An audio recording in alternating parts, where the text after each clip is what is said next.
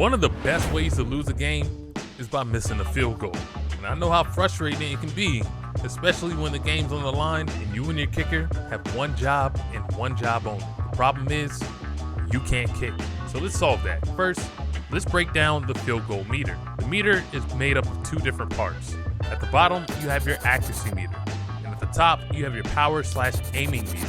The accuracy meter determines how straight or not so straight the ball will travel in a direction that you have the power meter pointed. At the start of the play, there'll be a football that moves along the accuracy meter.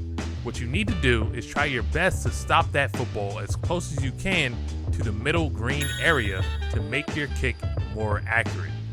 If you're too far off to one side or the other, you can just shank the kick. And on the other hand, you can also do some pretty interesting trick shots if you play around with where you stop the ball on the meter.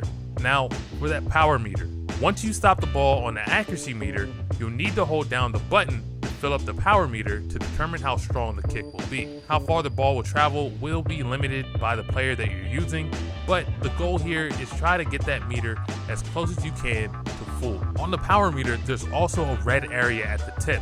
Do your best not to enter that red area. If you do, you can completely mess up your kick because your kicker put too much leg into that attempt. Remember, red is bad. Release the button once the bar is full and watch the ball go through the uprights. Now, it's not just all about kicking the ball as hard as possible.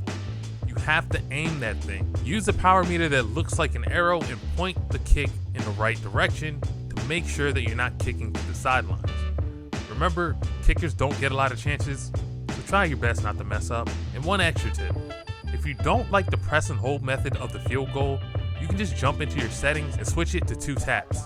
One to stop the accuracy meter and one for the power meter. I hope you enjoyed this one and learned something new. Catch you on the next one.